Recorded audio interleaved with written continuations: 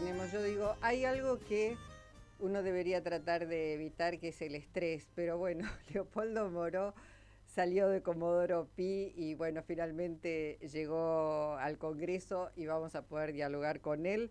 Una nota que cerramos el lunes sin saber qué iba a pasar, todo lo que pasó ayer en la Cámara de Diputados, en la comisión que recibió a la ministra Patricia Bullrich. Leopoldo Moró, ¿cómo te va? Bien, ¿qué tal, Luisa? ¿Cómo andás? Bien, muy bien. Digo, bueno, qué estrés que genera que una ministra de Seguridad amenace y que una ministra de Seguridad no dé las respuestas que el Parlamento le realiza, ¿no? Que es una obligación de la ministra dar cuenta de lo que hace su cartera y por supuesto también de en qué se va a gastar el dinero que está pidiendo en el presupuesto, Leopoldo. Totalmente. Bueno, esto es lo que ocurriría en cualquier país normal. Pero en realidad Milei y Bullrich no solamente estresan al Parlamento, estresan a la sociedad. Y Mm. lo más grave es que la estresan con discursos de odio, con estigmatizaciones, que pavimentan el camino primero hacia la violencia simbólica y después hacia la violencia material, como está ocurriendo en estos días con la aparición de grupos extraños que se meten en una universidad con gas pimienta, o de tipos que terminan confesando prácticamente en televisión que son infiltrados, que según ellos colaboran voluntariamente con las fuerzas de seguridad. Y bueno, ayer Bullrich hizo gala otra vez de sus características. Ella es una mercenaria de la violencia institucional. Cada vez que le ha prestado servicios a un gobierno ha dejado detrás de sí la estela o de muertos, o de personas heridas, o de personas agredidas. Ocurrió con Santiago Maldonado, con el fusilamiento por la espalda de Rafael Nahuel. Nahuel en la gestión de Macri. Vuelve a ocurrir ahora con ancianos o jubilados que son golpeados a los 70 o 80 años salvajemente, o en la otra punta con una niña de 10 años que fue gaseada con gas pimienta también de manera impune. Y también, Bueno, esta fue perdóname, una... Leopoldo, discúlpame que te interrumpa, pero si también durante la gestión de Milei y Patricia Burrich al frente del ministerio se atropella a los diputados, como ocurrió en tu caso, con vos, con Valdés, con diputados que habían salido a solidarizarse y a ver qué era lo que pasaba en la calle. Y Patricia Burrich declara ahora, entre otras cosas, sobre las protestas estudiantiles que están buscando generar una revuelta. Está claro que a lo único que llega Patricia Bullrich a esta gestión es para reprimir al pueblo. Lo planteo así porque este programa económico de Milei no cierra si no es con represión. Absolutamente, bueno, tenés razón. Por esa razón está Patricia Burlich de ministra de Seguridad, porque Claro. como dice Carrió, no le hace asco a nada. A ver, Carrió llegó incluso a insinuar que está dispuesta Patricia Burlich a volver a reinstalar en la Argentina los delitos de lesa humanidad. El propio presidente, Luisa, Sí. hace 7, 8 días atrás, en pleno conflicto estudiantil, reposteó el presidente de la Nación dos tweets. Uno decía, van a tener que volver a buscar por 40 años a los nietos, y el otro decía, se les van a venir encima otra vez los derechos humanos y la lesa humanidad. O sea que hizo apología del retorno del terrorismo de Estado. Es decir, estamos en una situación realmente compleja, muy grave. Vos fíjate, volviendo a lo de ayer. Sí. Ella ayer se molesta por las preguntas que nosotros les hacemos, muchas de las cuales son las reflexiones que acabas de hacer vos. Y le preguntamos, bueno, ¿qué hizo usted con ese video trucho con el que se quiso eludir la responsabilidad de la policía sobre el gaseo a una chica de 10 años? ¿Vos te acordás que eso Sí. lo denunció no Cristina Kirchner ni Kicillof, lo denunció Feynman y Jonathan Viale, que habían recibido un video trucho de la Policía Federal Sí. para desviar la atención sobre lo que había ocurrido? En ese momento ella, sorprendida, sobre todo porque los periodistas afines, incluso Feynman hasta le pidió públicamente la renuncia, habían dicho eso, dice, no, yo voy a investigar. Y ayer le decimos, ministra, ¿qué hizo? Porque la semana pasada detectamos acá en el Congreso, que está constantemente militarizado como si fuera estado de sitio permanente, al jefe de ese operativo, usted ni siquiera lo apartó. Y ella, en vez de decir, no, bueno, empezó a justificar otra vez la represión sobre la chiquita. Dijo que había sido un manifestante, mintió descaradamente. Después también le planteamos todo el show que hace con la aparición de supuestos grupos terroristas que terminan en papelones, en denuncias fallidas. Le recordamos que el 7 de enero de este año dijo que habían detenido una célula sirio-libanés y resulta que era un peluquero de Avellaneda y un profesor de ping-pong que no tenían nada que ver. Cuando el atentado con la carta incendiaria al presidente de la Rural, dijo inmediatamente que era un grupo terrorista vegano y que ya estaba individualizado el autor, y resulta que el pobre tipo, Rafecas, lo dejó en libertad a las 48 horas porque no tenía nada que ver.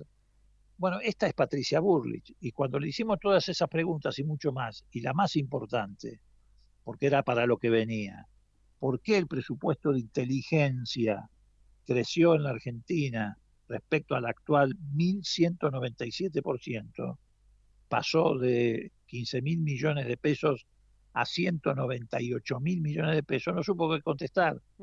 ¿Y ahora dónde está la preocupación por el equilibrio fiscal? Acá no tiene preocupación por el... En vez de poner plata para la inteligencia que se produce en las universidades, generando investigadores, científicos, chicos con títulos, ponen plata para la inteligencia que está destinada a espiar argentinos. Ahora, y ahí no les preocupa el equilibrio fiscal. Leopoldo, digamos, todo lo que describís, todo lo que está pasando, todo lo que viene ocurriendo, es como bien lo señalas, de una gravedad tremenda. ¿Qué pasa en el Parlamento? Digo, vos sos creo que de los legisladores que más experiencia tiene, porque desde el regreso a la democracia has estado casi todos los años en una banca, sea en diputados, sea en el Senado, digamos, has trabajado mucho. ¿Qué es lo que pasa en este Parlamento?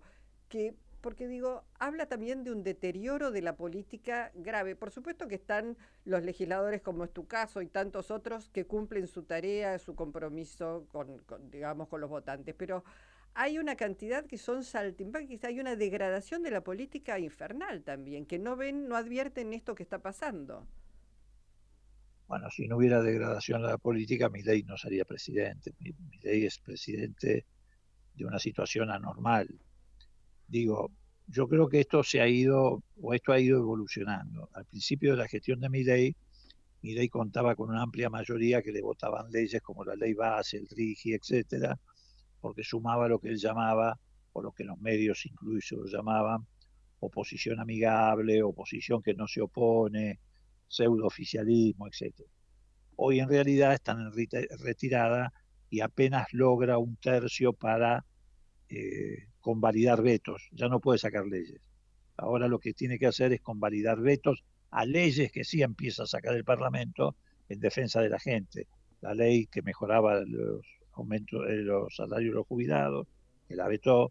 La ley que mejoraba el presupuesto universitario, que la vetó. Entonces ahora está aferrado junto con Macri a una minoría intensa. Es un tercio. Para sancionar una ley hacen falta 129. Para bloquear una ley hacen falta 87. Bueno, estos 87 todavía los tiene, pero ya no tiene más los 130, 140 que le votaban las leyes. ¿Por qué? Porque la sociedad también ha ido evolucionando en estos meses. Hay que reconocer que hace unos meses atrás, los que lo votaron a Milei mantenían la idea de una esperanza, bueno, puede ser que salgamos, etc. Eso ha cambiado. Ahora la gente ha trastocado la esperanza por desilusión y va trastocando la desilusión por bronca. Y bueno, eso también se va reflejando en el Parlamento y poco a poco eso se va modificando. Pero esta gente no va a cejar, así como insisten con decretos de necesidad de urgencia o con vetos, también van a insistir con la represión, con la intimidación, lo que acabas de señalar, por ejemplo, con los estudiantes. Patricia Bullrich diciendo que quieren provocar una revuelta y que están preparando Molotov. Que están preparando Molotov. O el señor Guillermo Franco, que se la quiere dar de democrático y dialoguista, diciendo que esto ocurrió en la década del 70 y fue la antesala de la guerrilla que tuvo que combatir el ejército. Son unos canallas. Ellos están preparando el clima porque saben que también están perdiendo el control del Parlamento. Entonces están preparando el clima para un estado de excepción.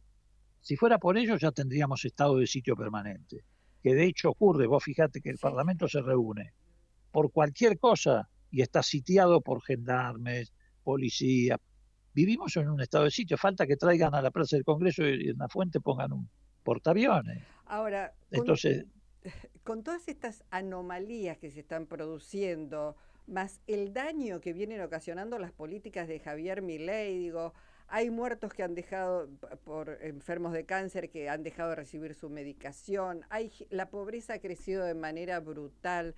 Digo, ¿no hay causales, yo pregunto, de juicio político? Estoy pensando en la Corte Suprema de Justicia, que aunque se decía no se va a llegar porque no alcanzan los votos, se inició un proceso de juicio político que de alguna manera exhibió ante la sociedad lo que estaba pasando y lo que sigue pasando con nuestra justicia, que mira para otro lado claramente.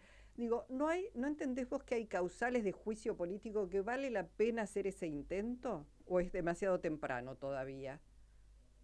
yo creo que el juicio político lo tiene que hacer la sociedad, primero. Yo creo que la sociedad tiene que procesar lo que ha ocurrido, ese cambio cultural que ellos proclamaron, que vinieron a traer a la Argentina, efectivamente les sirvió para ganar una elección, porque hubo un cambio cultural, producido por diversas circunstancias que ahora no es el caso enumerar, pero creo que eso se está revirtiendo. La sociedad tiene que hacer esta experiencia, atravesarla. Mientras tanto, nosotros tenemos que acompañarla, nosotros tenemos que cuidarla, nosotros tenemos que poner el cuerpo junto con la gente, como lo hemos hecho, y por eso hemos sido también los diputados reprimidos. La represión sobre los diputados, en la que ayer insistió Patricia Bullrich diciendo que no teníamos coronita, tiene un objeto. El objeto es intimidar al ciudadano del común, porque si ve que reprimen a los diputados, lo primero que piensa un ciudadano de a pie es, bueno, ¿qué me va a pasar a mí? Tal cual. Por eso la represión del 12 de julio empezó con la represión a los diputados. El primer hecho represivo de ese día, que después se transformó hasta la noche en una represión indiscriminada, empezó con los diputados, para que la televisión, que estaba transmitiendo en directo todos los canales de noticias, le mostraran a la sociedad lo que estaba ocurriendo y la gente se atemorizara y no fuera a la plaza. Pero la sociedad argentina no se está atemorizando, volvió a las plazas con la última marcha universitaria, esta vez con más extensión territorial, tal vez menos gente en la ciudad, pero muchísima más gente en todo el territorio de la República Argentina. Ahora vos me decís, bueno, es un riesgo, sí, es un riesgo, porque esta gente, reitero, lo dice hasta Carrió, esta gente puede provocar una tragedia. Si vos estás en manos de alguien como Patricia Bullrich, que tiene el monopolio de la violencia estatal, estás en manos de alguien que te pone en peligro, porque esa persona no está en condiciones de manejar la violencia estatal, porque la transforma en violencia institucional, que es lo que está ocurriendo. Entonces, bueno, por eso hoy estuvimos en Comodoro Pi, dejamos sentada nuestra denuncia penal por amenazas y coacción, porque cuando ella me dice, che, flaco, cuídate, cuídate, no solamente me está amenazando en lo personal, sino que además está coaccionándome como diputado de la Nación para que yo me atemorice y no actúe como la Constitución me manda y además como la Constitución me habilita. Entonces, hoy dejamos asentada esa denuncia, también la voy a denunciar, o mejor dicho, demandar civilmente, por daños y perjuicios, por ofensa al honor, etcétera, etcétera. Pero bueno, hay que actuar en todos los planos, hay que poner el cuerpo en la calle, hay que lograr que la calle y el palacio, en este caso el Congreso, vayan cada día conectándose más, como de hecho está ocurriendo. Y bueno, veremos en ese proceso cómo la sociedad argentina le empieza a poner límites. Y se verá si llegamos a desembocar en un proceso electoral en la que terminemos con esta pesadilla. Claro, bueno, en ese sentido habrá que construir la alternativa al poder actual, al poder de turno, digo, y por lo que uno advierte, todavía esa construcción viene con ciertas dificultades. Yo aspiro a que, digamos, se pueda trabajar con celeridad, dejando de lado, la verdad, los egos, porque lo que está ocurriendo en la República Argentina va a ser muy difícil de remontar, Leopoldo. Obviamente, a ver, nosotros tratamos de actuar, Luisa, preventivamente. Por ejemplo, en el caso de la pelea por la subsistencia de las universidades. Porque acá lo que hay que tener en claro, que Milei usa de pretexto el equilibrio fiscal, pero en realidad su objetivo es destruir las universidades nacionales. Si fuera por él, haría lo que hizo Onganía o Videla, que fue cerrarlas o llenar de policía las facultades. Como no puede, porque hay una realidad social y política y cultural distinta, pretende vaciar las aulas, asfixiando financieramente a los profesores para que se vayan, a los alumnos para que se vayan, al personal docente para que se vayan, vaciar las aulas. Y después vaya a saber transferir universidades a las provincias o en otro caso arancelarlas, etc. Entonces lo que estamos haciendo nosotros en realidad es cuidar el futuro de esos chicos y chicas, que es el futuro a su vez de la patria, porque efectivamente, como vos decís, el daño que puede provocar después es muy difícil de reparar. Si él logra echar profesores, investigadores, científicos, frenar desarrollos científicos tecnológicos que está llevando adelante la universidad, ahí estás en un problema, porque recuperar todo eso después te lleva muchísimo tiempo. Por eso hay que estar al lado de los chicos, al lado de la comunidad universitaria, tratar de que esta batalla se gane. Ahora viene el presupuesto. Otra de las cosas que ayer sacó a Patricia Bullrich, digamos, y la mostró como es, como una patotera que pretende amenazar, fue cuando le comparamos en el presupuesto lo que está dedicado a inteligencia para perseguir y lo que está dedicado a inteligencia para producir tecnología, títulos, investigación. El presupuesto de inteligencia del Sistema de Inteligencia Nacional crece para el 2025 en un 1.198%. Los famosos 100.000 millones de pesos que querían contrabandear con el DNU, que el Congreso rechazó para la CIDE, los vuelven a meter en el presupuesto esta vez. Entonces el presupuesto actual vigente, que es de 15.000 millones, pasa a 197.000 millones. Y el presupuesto global de inteligencia, que encuadra Policía Federal, Prefectura, Gendarmería, todo lo que está bajo Patricia Bullrich, pasa de 66.000 millones a 345.000 millones, que es exactamente la misma cifra que el presupuesto 25 le saca a las universidades. Las universidades están pidiendo para el año que viene 700 millones de pesos y ellos le ponen en el presupuesto 300.000 millones de pesos. O sea, le sacan a la inteligencia que le va a servir a la Argentina para darle a la inteligencia del espionaje y la persecución. No, es clarísimo. Bueno, Leopoldo, gracias por la posibilidad de escucharte con siempre tanta claridad. Lamentamos el episodio que se dio ayer, pero bien la denuncia en tribunales, además de la denuncia a través de los medios, la denuncia en tribunales como corresponde. Ojalá la justicia también se despierte y se pueda avanzar. La impresión es que la salida va a venir de la mano de tantos jóvenes que a lo largo y a lo ancho del país están defendiendo hoy la educación pública y claramente la democracia, la posibilidad de que haya democracia y autonomía universitaria. Así es, efectivamente, y ojalá efectivamente la justicia también salga de la siesta, porque también tiene una obligación para defender la democracia. Así es. Abrazo grande, gracias, Leopoldo. Gracias a ustedes, cariño. Hasta Gracias. pronto, gracias. Leopoldo Moro. Todos nos vemos.